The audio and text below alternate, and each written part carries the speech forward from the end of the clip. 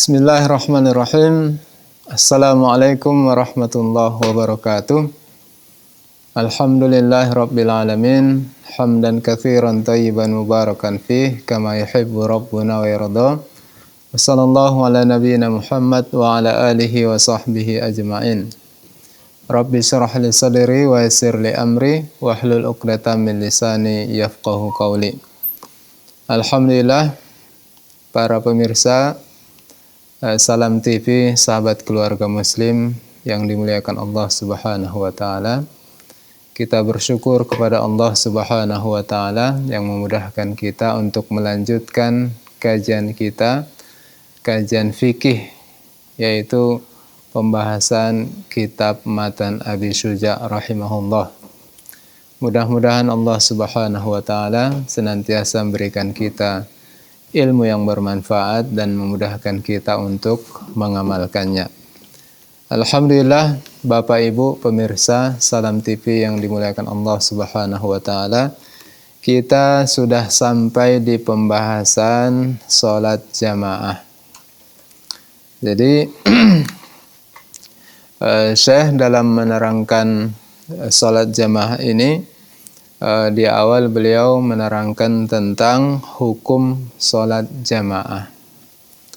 Jadi sholat jamaah itu kata beliau, sholatul jamaah sunnatun muakkadatun. Sholat jamaah itu hukumnya sunnah muakkadah. Ya, berarti menurut pendapat beliau, dan ini adalah pendapat mazhab Imam Syafi'i, ya, pendapat mazhab Imam Syafi'i, terutama qaul jadid, bahwa salat jamaah di masjid itu tidak wajib, tapi sunnah muakkadah. Jadi orang yang salat berjamaah di masjid mendapatkan pahala, keutamaan, dan yang tidak salat berjamaah di masjid tidak berdosa. Tapi pendapat ini tentu diselisihi oleh pendapat yang lain, ya, terkait masalah hukum salat berjamaah. Sebenarnya paling tidak ada 3 pendapat, ya.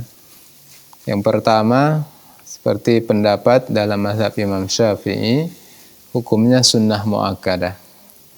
Ada yang mengatakan pendapat lain hukumnya adalah syarat sah solat, ya, dia wajib, dan bahkan solat berjamaah itu merupakan syarat sah solat bagi laki-laki.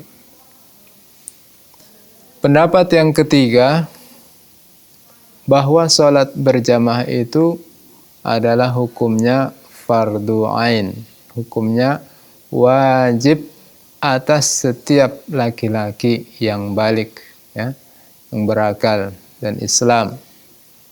Wajib mereka salat berjamaah ketika mereka tidak ada uzurnya. Dan sepertinya itulah pendapat yang paling pas. Wallahu a'lam, pendapat yang paling pas adalah bahwa salat berjamaah itu hukumnya fardu ain. Berdasarkan dalil-dalil yang ada. Di antaranya adalah yang menunjukkan bahwa hukum salat berjamaah itu adalah fardu ain. Di antaranya adalah tentang wajibnya salat berjamaah dalam salat khauf. Ketika umat Islam melakukan perang, berjihad melawan orang kafir, maka ketika tiba waktu sholat, umat Islam, pasukan kaum muslimin juga tetap diwajibkan untuk sholat berjamaah. Sebagaimana disebutkan dalam Al-Quran, A'udzu billahi minasyaitonir rajim. Wa idza kunta fihim fa aqamta lahumus shalah faltakum ta'ifatum minhum ma'aka. Dan jika kamu berada di antara mereka, wahai Muhammad sallallahu alaihi wasallam, maka kamu dirikan salat ya untuk mereka. Ya, salat berjamaah. Fal takum ta'ifatum minhum ma'aka. Maka hendaklah pasukan itu dibagi dua, satu kelompok bersama imam, ya, satu kelompok berjaga-jaga. Ya. Jadi intinya dalam masalah salat khauf ini yang bisa diambil adalah jika ketika suasana genting saja kita diperintahkan salat berjamaah, ya, suasana perang, tetap pasukan umat Islam disuruh untuk salat berjamaah. Bagaimana pula ketika kita dalam keadaan damai, ketika kita dalam keadaan tenang, tidak ada huru-hara, tidak ada peperangan, tentu hal itu lebih wajib lagi. Kalau kita lihat hadis dari Nabi Muhammad SAW, maka kita juga mendapati dalil yang menunjukkan wajibnya salat berjamaah. Di antaranya adalah sebuah hadis yang sahih di mana Rasulullah SAW bersabda, "Laqad hamamtu an amura bis salah fatuqam, thumma intalaqa ma'i birijalin ma'ahum hazmun min hatab ila qaumin la yashhaduna salah fa uharriku alaihim buyutahum binnar." Sungguh aku menginginkan agar aku perintahkan ya sahabatku untuk mendirikan salat dan mereka salat. Kemudian aku pergi ke rumah orang-orang, ya, pergi ke rumah orang-orang yang tidak mengikuti salat berjamaah, ya, kemudian aku bakar rumah mereka.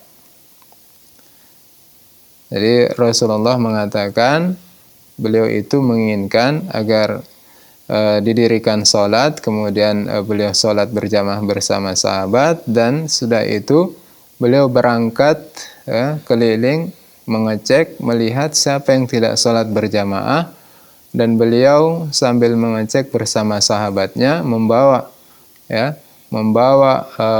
kayu bakar yang dengan itu beliau ingin membakar rumah orang yang tidak salat berjamaah. Ini tentu menunjukkan bagaimana wajibnya salat berjamaah. Ini adalah bentuk ancaman. Ya, Rasulullah mengancam orang yang tidak salat berjamaah, diancam dibakar rumahnya. Kalau salat berjamaah hukumnya sunnah, ya, sunnah muakkadah, maka orang yang tidak melakukannya tidak berdosa dan tidak dihukum. Ya, tidak boleh dibakar rumahnya, dihukum, ya, dipenjara dan lain sebagainya. Ya, jenis-jenis hukuman yang bisa. Tidak boleh itu diberikan kalau hukum salat berjamaah itu sendiri adalah sunnah muakkadah. Yang bisa dihukum adalah ketika orang meninggalkan sebuah kewajiban atau melakukan sebuah keharaman, kemungkaran. Jadi berdasarkan hadis ini maka kita pahami bahwa meninggalkan salat berjamaah itu adalah berdosa dan berhak dihukum. Dan suatu yang menimbulkan dosa itu adalah karena meninggalkan kewajiban. Kemudian dalam hadis yang lain juga didapati seorang sahabat yang buta.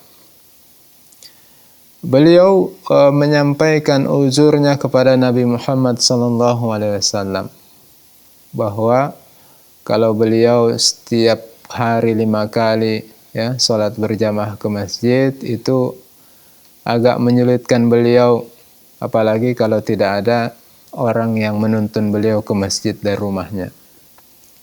Maka di awal Rasulullah memberikan rukhsah kepada orang tersebut. Awalnya memberikan rukhsah. Tapi kemudian ditanya sama Rasulullah sallallahu alaihi wasallam, "Hal sami'tan nida?" Apakah kamu mendengarkan suara azan? Ya. Setiap kali azan dikumandangkan dari masjid, apakah kamu mendengarnya? Maka dijawab sahabat tersebut, "Iya ya Rasulullah, aku mendengar." Maka kata Rasulullah, "Kalau begitu hendaklah kamu penuhi panggilan azan tersebut, salat berjamaah di masjid." Jadi kalau orang buta saja diperintahkan Nabi untuk salat berjamaah di masjid, bagaimana pula ya orang yang sehat, segar, bugar, tidak buta? Maka hukumnya jelas adalah wajib. Dan salafus saleh, ya, sahabat Nabi Muhammad SAW, para tabi'in, tabi'in, generasi salafus saleh secara umum, mereka sudah menunjukkan bagaimana mereka sebagai orang yang beriman mengikuti sunnah Nabi Muhammad SAW, mereka aktif salat berjamaah. Ya, mereka aktif salat berjamaah, dan di masa Nabi Muhammad SAW yang terkenal biasa meninggalkan salat jamaah itu adalah orang-orang munafik. Ya, bagaimana tidak? Rasulullah SAW menjelaskan banyak sekali keutamaan salat berjamaah. Banyak sekali keutamaan salat berjamaah. Dalam sebuah hadis Rasulullah mengatakan, ya, bertanya kepada sahabat, "Wahai sahabatku, bagaimana menurut kalian jika di depan pintu rumah seorang dari kalian ada satu sungai yang jernih, yang dia mandi di sungai tersebut 5 kali, ya, kira-kira masih adakah ya kotoran, ya, noda-noda yang tersisa dari badannya?" Maka para sahabat menjawab, "Tidak ada ya Rasulullah." Maka beliau menjelaskan, demikianlah perumpamaan orang yang salat 5 kali sehari semalam. Ya, demikianlah orang yang salat 5 kali sehari semalam, ya, maka tidak ada dosa yang tersisa padanya. Demikian juga dalam hadis yang lain Rasulullah menjelaskan bagaimana keutamaan salat subuh, salat isya berjamaah. Jika manusia mengetahui bagaimana besarnya keutamaan salat subuh berjamaah, salat isya berjamaah, niscaya mereka akan mendatangi masjid, mendatangi salat berjamaah walaupun dalam keadaan merangkak. Ya. Jadi orang yang beriman, yang mengharapkan pahala ridho dari Allah Subhanahu wa taala, maka mereka adalah orang yang tekun melakukan salat berjamaah, aktif ke masjid. Apalagi dalam Al-Quran Allah menerangkan, "Innama ya'muru masajidallah man amana billahi wal yaumil akhir." Sesungguhnya orang-orang yang memakmurkan masjid itu tidak lain kecuali adalah orang-orang yang beriman kepada Allah dan beriman kepada hari akhir. Jadi ini adalah tazkiyah dari Allah Subhanahu wa taala tentang orang yang aktif berjamaah ke masjid. Dalam hadis Rasulullah, dalam sebuah hadis Rasulullah juga menekankan tentang hal itu, ya, bahwa ada 7 golongan yang kelak akan berada di bawah naungan Allah Subhanahu wa taala di saat manusia sedang panik, di saat matahari didekatkan, suasana sangat panas sekali. Namun ada 7 golongan yang mereka berada di bawah naungan arsy Allah Subhanahu wa taala, tidak dalam keadaan panik tapi mereka tenang. Siapa mereka? Salah satunya adalah orang yang rajulun qalbuhu mu'allaqun bil masajid, seseorang yang hatinya senantiasa terpaut dengan masjid. Dia senantiasa aktif ke masjid, memakmurkan masjid, salat berjamaah di masjid. Taib Bapak Ibu, Jangan kemana-mana dahulu, insyaallah akan kita lanjutkan sesudah pesan-pesan berikut ini.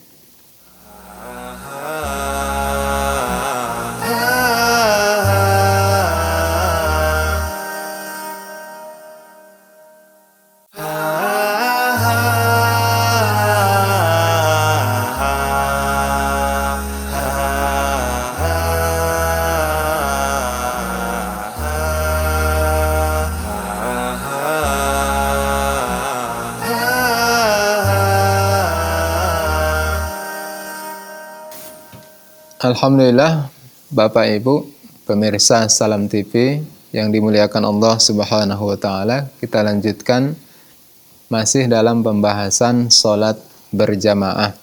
Tadi kita sudah menjelaskan tentang hukumnya dan keutamaannya. Kemudian Syekh menjelaskan bahwa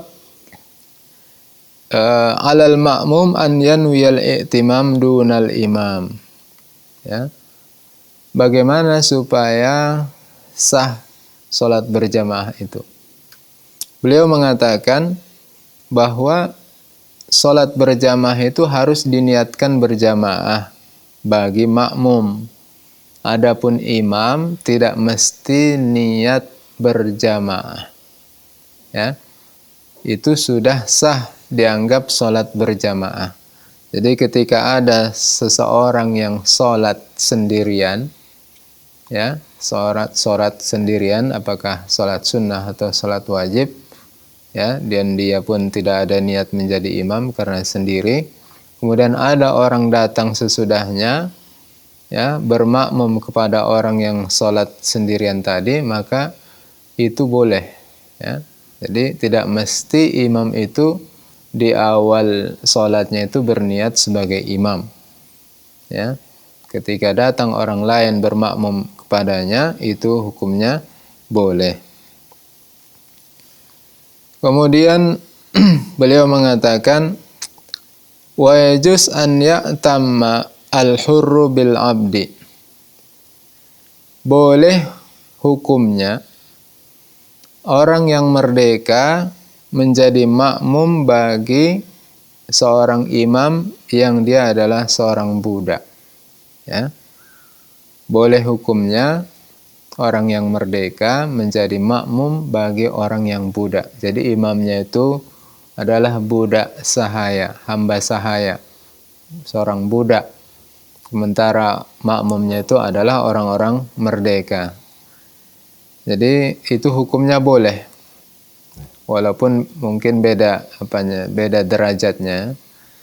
Tapi itu tentu di zaman sekarang itu mungkin jarang kita dapat, ya, atau tidak ada di sekitar kita. Tapi di masa Nabi Muhammad SAW itu banyak didapati yang namanya hamba sahaya. Jadi budak bisa menjadi imam bagi orang merdeka. Kemudian beliau mengatakan, boleh juga orang yang balik menjadi makmum bagi orang yang masih anak-anak, masih belum balik, murahik, kata beliau. Boleh orang yang sudah dewasa, sudah balik, menjadi makmum bagi orang yang belum balik, ya. Jadi orang yang masih kecil, anak masih kecil, usia 6 tahun, 7 tahun, yang penting dia sudah mumayyiz. Yang penting dia sudah mumayyiz. Mumayyiz itu usianya sekitar 6 atau 7 tahun ke atas, di bawah balik. Kalau balik itu laki-laki rata-rata 15 tahun ke atas itu sudah balik. Ada juga di bawah 15 tahun yang sudah balik. Kenapa itu boleh? Hal itu berdasarkan apa yang sudah dicontohkan sahabat Nabi Muhammad SAW, ya, di mana disebutkan dalam sebuah hadis yang diriwayatkan oleh Imam Bukhari, Amru ibnu Abi Salamah kana ya'ummu qaumahu ala ahdi Rasulillah sallallahu alaihi wasallam wa huwa ibnu sittin au ibnu sab'i sinin. Ya, seorang sahabat yang masih muda belia namanya Amr bin Abi Salamah. Beliau pernah menjadi imam bagi kaumnya di masa Rasulullah Sallallahu Alaihi Wasallam, sementara umur beliau saat itu ya masih sekitar 6 atau 7 tahun. Jadi berdasarkan hal itu hukumnya boleh ya anak yang sudah mumayyiz usia 6 atau 7 tahun ke atas boleh dijadikan imam ya selama ada sifat-sifat yang menonjol baginya yang tidak ada dimiliki oleh orang lain, para makmum yang ada di belakangnya ya, terutama terkait pemahaman agama dan bacaan Al-Qur'annya ya. Ketika tidak didapati ada orang yang lebih baik bacaan Al-Qur'annya, pemahamannya tentang Al-Qur'an, hafalannya terkait Al-Qur'an, kecuali ada seorang yang masih muda belia, usia 7 tahun, 8 tahun, sementara orang-orang dewasa yang ada di situ tidak lebih baik dari dia, maka si yang anak muda belia inilah yang didahulukan untuk menjadi imam. Adapun yang belum mumayyiz tentu itu tidak sah dijadikan imam. Anak usia 4 tahun, 5 tahun ya. Walaupun dia banyak hafalan Qur'annya, karena dia belum mumayyiz ya. Karena namanya anak belum mumayyiz itu tentu banyak hal-hal yang berbeda dengan orang yang sudah mumayyiz. Kemudian kata beliau, tidak boleh laki-laki menjadi makmum bagi kaum wanita. La tasihu qudwatu rajulin bimra'atin. Tidak boleh laki-laki mengikuti perempuan. Ya. Perempuan menjadi imam bagi laki-laki itu hukumnya tidak boleh. Harus laki-laki yang di depan, perempuan yang di belakang. Ya, terutama terkait sholat. Dalilnya diantaranya adalah firman Allah Subhanahu wa taala, "Ar-rijalu qawwamuna 'alan nisa." Laki-laki itu adalah pemimpin. Ya. Pemimpin, pembimbing, pengarah ya bagi kaum wanita. Dan juga sebagaimana diriwayatkan dalam sebuah hadis bahwa Rasulullah sallallahu alaihi wasallam bersabda, "La ta'ummanna imra'atun rajulan." Tidak boleh perempuan itu menjadi imam bagi laki-laki. La ta'ummanna imra'atun rajulan. Hadis yang diriwayatkan oleh Ibnu Majah. Apalagi kalau namanya perempuan itu adalah fitnah bagi perempuan itu fitnah bagi laki-laki. Bagaimana perempuan dijadikan imam bagi laki-laki, dia ditempatkan posisinya di depan laki-laki. Ya, itu jelas-jelas menjadi fitnah. Bagaimana jika perempuan itu ruku, sujud dan seterusnya, maka tentu laki-laki di belakangnya sudah tidak bisa lagi khusyuk salatnya. Jelas menjadi fitnah. Apalagi hal itu sudah ditegaskan oleh Rasulullah dalam sebuah hadisnya, bahwa sesungguhnya tidak ada fitnah yang lebih besar yang kutinggalkan, fitnah yang lebih besar bagi laki-laki yang sesudahku, kata Rasulullah, ya, kecuali perempuan. Ya. Perempuan itu adalah merupakan fitnah yang paling besar bagi laki-laki.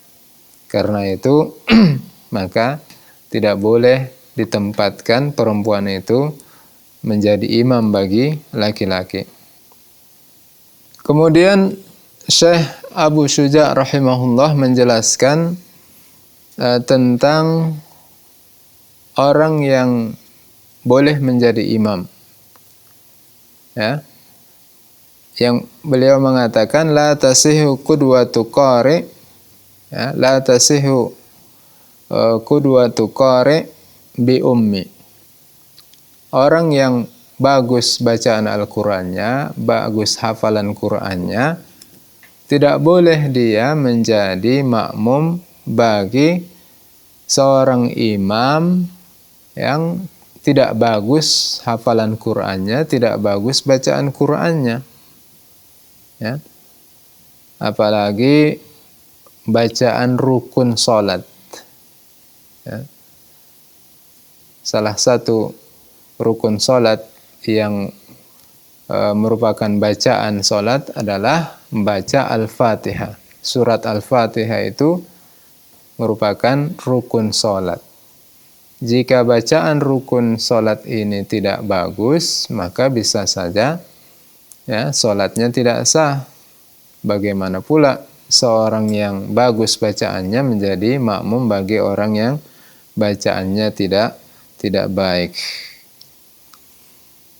Rasulullah juga terkait hal ini menyampaikan dalam hadisnya, ya ummul qaum aqra'uhum li kitabillah. Ya, hendaklah yang mengimami satu kaum itu adalah orang yang paling banyak bacaan Qur'annya, paling banyak hafalannya, paling pintar dia dalam membaca Al-Qur'an. Kemudian beliau menjelaskan tentang bagaimana posisi orang yang sholat berjamaah tersebut. Beliau mengatakan, wa ayyu maudhi' shalla fil masjid bi shalatil imam fihi wa huwa alimun bi sholatihi, ya, wa huwa alimun bi sholatihi ajza'ahu ma lam yataqaddam alaihi. Seorang makmum boleh dimanapun dia berdiri, ya, boleh dimanapun dia berdiri, ya, terutama sholat berjamaah yang banyak jumlahnya, dimanapun posisi makmum itu boleh menjadi makmum bagi seorang imam dalam sholat jamaah, boleh dimanapun posisinya di masjid, selama dia mengetahui tentang gerakan sholat imam dan dia tidak berada di depan atau satu saf dengan si imam, tidak berada di depan, ya, tidak berada di depan saf si imam, karena imam itu harus di depan minimal dia sejajar. Tapi kalau berjamaah itu, ya, berjamaah itu kalau banyak makmumnya itu tentu makmumnya itu di belakang imam. Adapun jika makmumnya hanya satu orang, maka si makmum berada di samping si imam. Jadi tidak boleh makmum itu berada di depan imam. Kemudian beliau mengatakan, wa in shalla kharijal masjid. Kalau seorang makmum sholat di luar masjid, tapi dia dekat dengan imam, ya, dekat dengan imam. Dekatnya itu bukan harus berjarak 1 meter, 2 meter. Ya. Dekatnya itu maksudnya tidak lebih dari 300 hasta. Ya, jangan lewat dari sekitar 150 meter. Ya, maka sholatnya tetap boleh, tetap sah selama si makmum mengetahui gerakan imam, mengetahui perpindahan rukun dari rukun yang satu ke rukun berikutnya. Ya. Jadi ini terkait tentang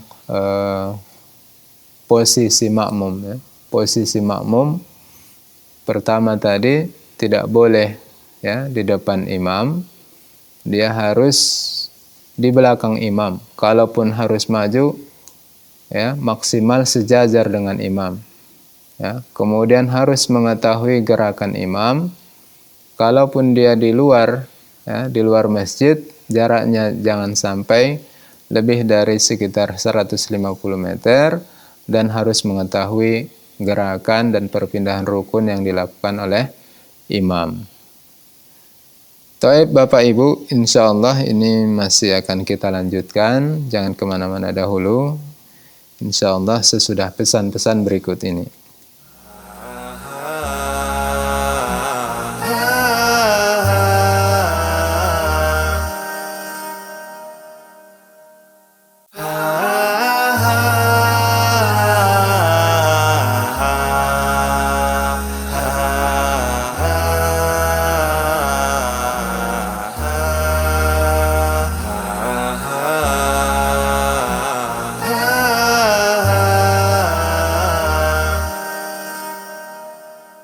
Baik, alhamdulillah. Bapak Ibu pemirsa Salam TV yang dimuliakan Allah Subhanahu wa taala. Tadi kita sudah membahas tentang salat berjamaah, ya, keutamaannya, hukumnya dan syaratnya. Bagaimana supaya salat berjamaah itu sah dilakukan. Siapa yang boleh menjadi imam dan siapa yang tidak boleh. Kemudian Syekh membahas tentang hukum sholat qasar dan menjamak, ya, menjamak dan mengqasar sholat. Jadi alhamdulillah kita bersyukur bahwa kita Allah karuniakan sebagai seorang muslim yang syariatnya itu adalah luar biasa. Allah membebani kita ibadah, ya, beribadah kepada Allah untuk kemaslahatan kita, tapi ibadah yang Allah bebankan itu adalah ibadah yang tidak memberatkan kita, ya. Allah itu sangat sayang kepada kita dan Allah tidak mau menyusahkan kita. Fattaqullaha mastata'tum, dan bertakwalah kamu kepada Allah semampu kalian. Yuridullahu bikumul yusra wa la yuridu bikumul usra.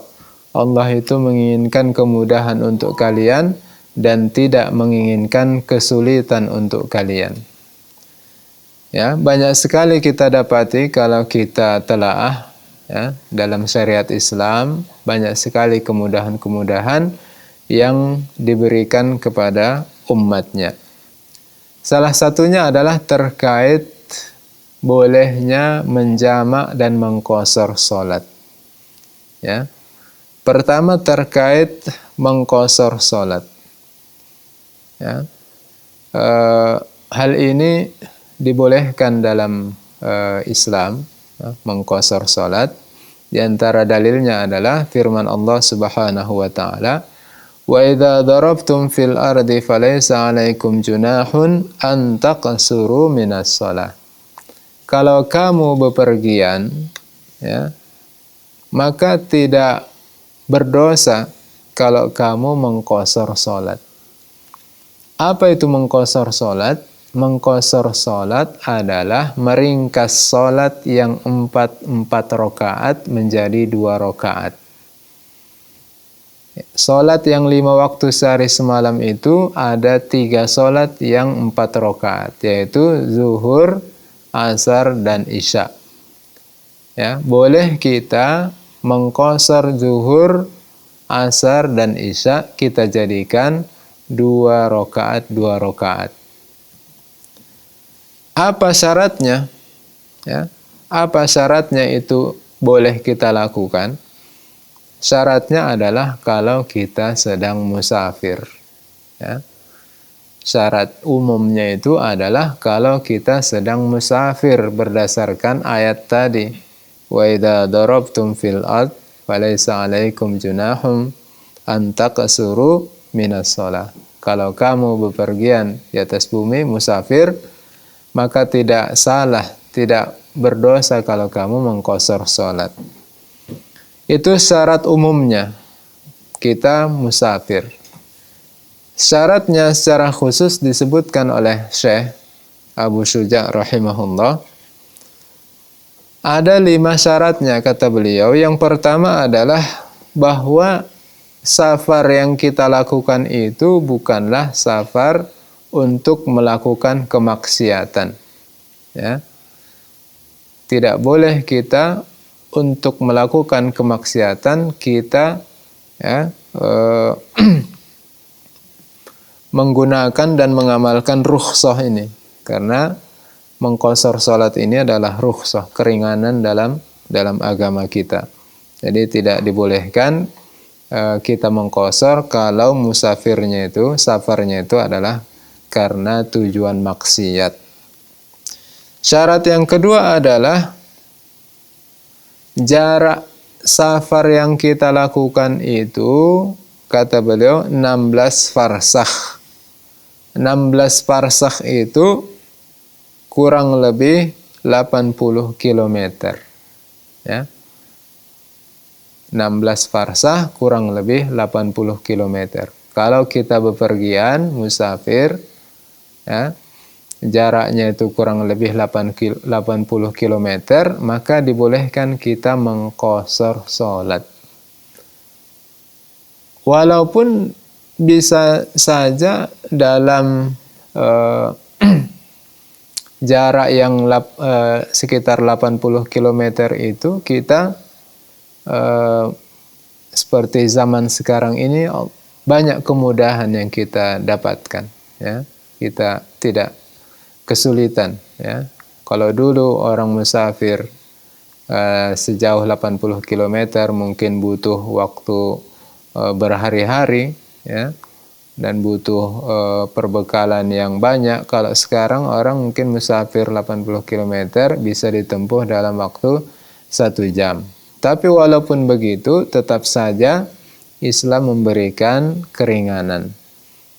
Bagi orang yang mau mengqashar salat, silahkan. Bagi orang yang tidak mengqashar salat juga tidak masalah, walaupun yang terbaik adalah kita mengqashar salat saat musafir, sebagaimana dicontohkan Rasulullah SAW. Setiap beliau safar, beliau selalu mengqashar salatnya. Jadi ini syarat yang kedua. Jaraknya itu sekitar 80 km atau lebih, ya. Jadi minimal sekitar 80 km. Jadi kalau kita safarnya cuma 50 kilo atau kurang, maka tidak dibolehkan kita mengqashar salat. Syarat yang kedua adalah bahwa kita salat saat safar itu adalah salat yang adaan, ya, tunai. Artinya bukan melakukan salat yang diqadha. Misalnya kita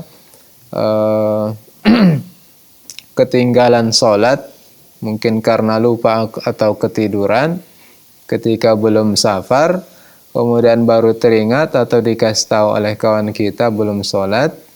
Maka kalau kita salat mengqadhanya saat safar, ya, maka tidak boleh kita qashar. Kalau 4 rakaat, maka kita tetap melakukannya 4 rakaat. Ya, bisa saja karena ketinggalan salat kita, terlupa, ketiduran dan lain sebagainya.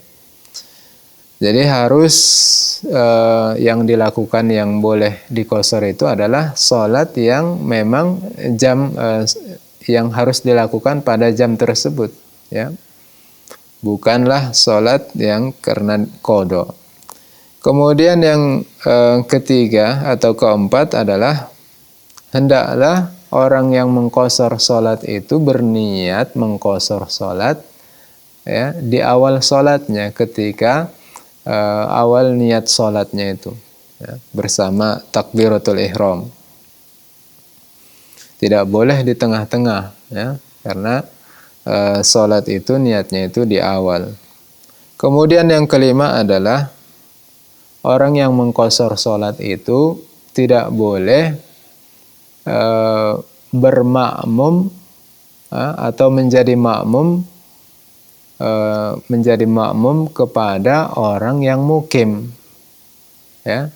Kita misalnya musafir, kemudian kita mau sholat di masjid, dan di masjid itu banyak orang mukim, orang tempatan, sholat zuhur dia. Tentu dia, imamnya itu karena dia bukan musafir, tentu dia sholat zuhurnya itu sempurna 4 rakaat.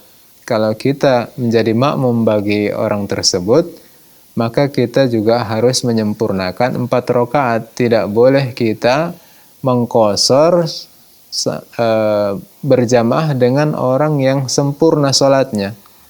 Imamnya 4 rakaat, kita makmum 2 rakaat, itu tidak boleh. Ya. Berjamaah itu harus mengikuti imam, tidak boleh sholat bersama imam, sholat berjamaah, tapi kita makmum menyelisihi sholatnya imam. Itu terkait mengqashar sholat. Kemudian Syekh menjelaskan tentang menjamak sholat. Jadi orang yang musafir boleh juga menjamak sholat selain boleh mengqashar sholat. Menjamak itu adalah menggabungkan 2 waktu sholat dalam 1 waktu, yaitu sholat zuhur dan asar dalam 1 waktu, sholat maghrib dan isya dalam 1 waktu. Sholat zuhur dan asar bisa dilakukan ya, pada waktu zuhur, itu disebut dengan jamak takdim, atau kita lakukan sholat zuhur dan asar pada waktu sholat asar, jamak takhir. Dan boleh juga maghrib dan isya. Ya. Maghrib isya dilakukan pada saat pada jam sholat maghrib atau pada jam sholat isya. Jadi tidak boleh kita menggabungkan antara asar dan maghrib, isya dan subuh, subuh dan zuhur, tidak boleh. Jadi yang boleh digabungkan di jamak itu adalah zuhur dan asar, maghrib dan isya. Kemudian Syekh menjelaskan bahwa orang yang mukim bukan musafir, dia juga bisa menjamak sholat. Boleh menjamak sholat bagi orang yang tidak musafir. Karena apa? Karena hujan. Ya. Yajuz lil hadir fil matar an yajma' bainahuma. Boleh bagi orang yang mukim bukan musafir, boleh menjamak sholat karena hujan. Ya, sama seperti waktu musafir, waktu safar, ya, boleh kita jamak apakah di awal waktu atau di sholat yang kedua. Ya, misalnya ketika kita sholat zuhur, ya, datang hujan deras, ya, maka kita boleh menggabungkan dengan sholat asar. Begitu juga ketika sholat maghrib hujan deras, bisa kita gabungkan dengan isya. Jadi kalau orang yang mukim itu khusus dilakukan pada waktu yang pertama saja. Ya, orang mukim yang sholat menggabungkan 2 sholat karena hujan itu hanya dilakukan pada waktu sholat pertama, yaitu pada waktu zuhur atau pada waktu maghrib. Taib, demikian Bapak Ibu pemirsa Salam TV yang dimuliakan Allah Subhanahu wa taala. Alhamdulillah. Jadi kalau bisa kita buat kesimpulan, pertama terkait tentang sholat berjamaah. Sholat berjamaah itu keutamanya sangat besar sekali. Itu adalah merupakan syiar Islam. Dengan kita ke masjid maka nampak sekali kekuatan Islam. Kita juga akan bertemu dengan saudara-saudara kita umat Islam. Kita saling berkenalan, saling bersapa satu dengan lain, mengetahui keadaan saudara-saudara kita, sehingga tali ukhuwah Islamiyah semakin kuat. Ya, selain pahala dan keutamaan yang besar disampaikan oleh Rasulullah. Kemudian tentang hukumnya, pendapat yang paling kuat wallahu alam adalah bahwa salat berjamaah itu hukumnya adalah fardu ain, wajib bagi setiap umat Islam yang laki-laki dan balik. Kemudian terkait sholat jamak dan qashar, orang yang musafir dibolehkan untuk menjamak dan mengqashar sholat. Orang yang mengqashar sholat itu ada syaratnya, tidak boleh untuk safar maksiat, ya, dilakukan minimal dia 80 km kurang lebih, ya. Kemudian diniatkan di awal sholat, ya. Kemudian dilakukan boleh di awal waktu atau di sholat yang kedua, ya. Dan mengqashar itu bisa juga dijamak, ya. Bisa juga digabungkan dengan jamak. Jadi jamak qashar, ya. Jadi bisa kita ketika musafir kita sholat zuhur dan asar kita gabungkan seraya kita qashar juga dua rakaat.